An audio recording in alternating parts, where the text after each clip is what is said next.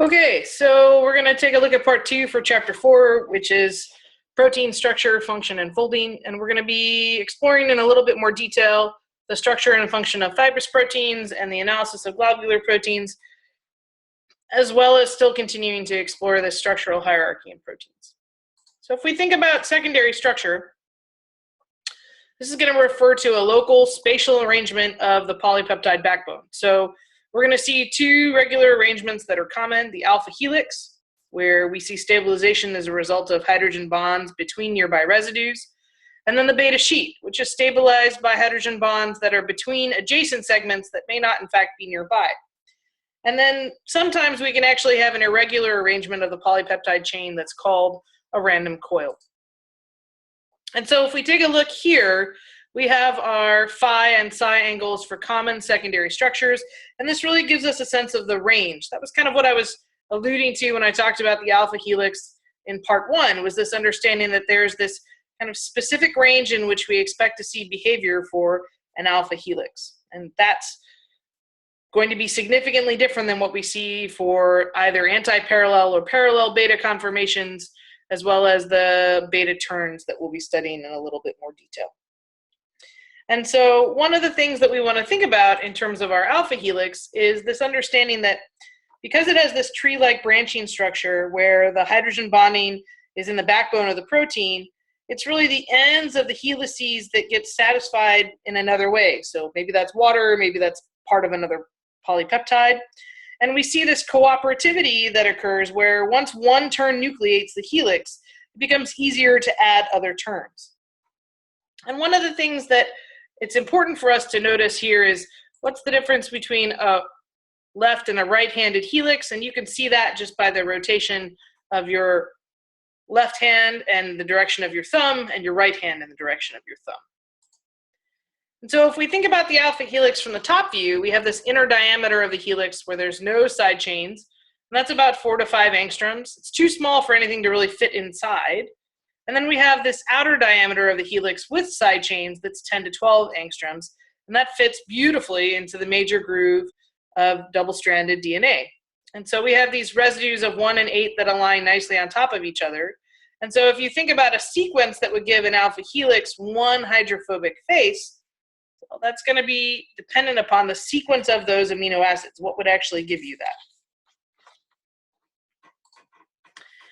If we take a look here, right, we can actually see a couple of things. You can see the coiling of the respective amino acids, and you can actually see this pattern in terms of what's going to give your hydrophobic residues on the outside. It's important for us to think about a helix dipole. We have dipole moments of all the amides that add up to give an overall helix dipole. So you have a partial positive charge on the N terminus and a partial negative charge on the C terminus. And if we're thinking about that in terms of the sequence, right, not all polypeptide sequences can adopt an alpha helical structure. You need small hydrophobic residues such as alanine and leucine as strong helix formers. Proline actually is going to function as a helix breaker because of the rotation around the NC bond is not feasible. And glycine is actually going to act as a helix breaker because of how tiny it is and the change that it results in terms of other conformations that it can adopt. And so if you have attractive or repulsive interactions between the side chains that are 3 to 4 amino acids apart, that can also affect your formation. So these are some propensities of amino acid residues to actually take up an alpha helical conformation. So you're going to notice, right, some are much more inclined than others. So if you compare alanine versus leucine, right, or arginine and glycine, these are just some examples of this delta-delta G0 is the difference in your free energy change. So relative to that for alanine, right, it's how much it takes for the amino acid residue to adopt that alpha helical conformation. Larger numbers then mean a greater difficulty for taking up that structure.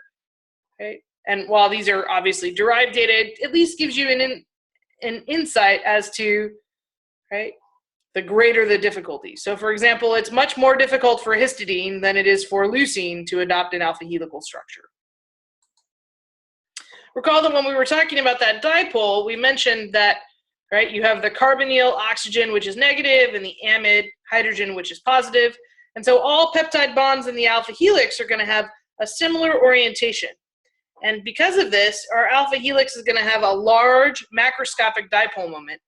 And so we're going to likely see negatively charged residues near the positive end of that helix dipole. You can actually see that here, right, where we're seeing our charge distribution in terms of the carboxy terminus versus the amino terminus. Now, if we shift our focus and we start to think about a beta sheet, right, we have this planarity then of a peptide bond and the tetrahedral geometry of our alpha carbon that can create this pleated sheet-like structure. And so a good way to think about this is, right, the backbone being stretched out. So held together by hydrogen bonds between those amides, and then you have your side chains that stick out or protrude from the sheet alternating in an up and down direction. So we have our peptide carbonyl, which forms a hydrogen bond with the peptide, and NH of the residue in the adjacent strand. And if we're talking about the difference between anti-parallel and parallel, well, we're actually going to see that that depends on the orientation of the two chains within the sheet. So in parallel beta sheets, the H bonds strands run in the actual same direction. So these are bent H bonds, which are a little bit weaker. In an anti-parallel beta sheet, the H bond strands run in the opposite direction. They're nearly linear, and so they're much stronger. So this gives you a sense of the anti-parallel beta sheet from the top view, as opposed to the parallel beta sheet from the top view. So here you can see where they're bent.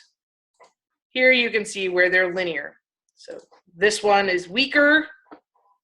This one is stronger. So it's these H bonds between the strands while the R groups point above and below each sheet. And these are often repeated structures.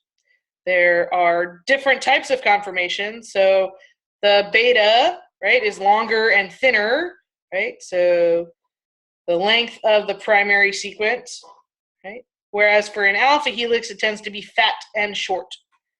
So it's useful to think about the differences of these both in terms of the angstrom difference as well as their actual shape. So for beta conformation, longer, thinner, 2,000 times maybe 5 angstroms, whereas for an alpha helix, maybe it's 900 times 11 angstroms. And for a native globular, that would be 100 times 60 angstroms or spherical. Now we want to talk for a little bit about beta turns. So beta turns occur whenever strands in the beta sheets change direction. So a 180-degree turn is accomplished over roughly 4 amino acids, and that turn gets stabilized by a hydrogen bond from a carbonyl oxygen to the amide proton. And so proline in position 2 or glycine in position 3 are very common in beta turns. So if you see a proline or a glycine, you should be thinking, oh, there might be a turn there. And you can actually see the types of turns here. So here's a type 1 beta turn where proline is in position 2. And here's a type 2 beta turn where glycine is in position 3. Last thing we're going to talk about today is these proline isomers. So most peptide bonds that don't involve proline are in the trans configuration. For peptide bonds that involve proline, about 6% are in cis. So most of this 6% is going to involve some type of a beta turn. And this proline isomerization gets catalyzed by very specific enzymes, proline isomerases.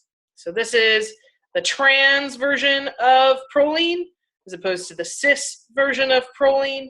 Right? And this is accomplished by an enzyme. So we're going to leave it there, and then we're going to come back and talk in a little bit more detail about how these structures form actual proteins. Thanks.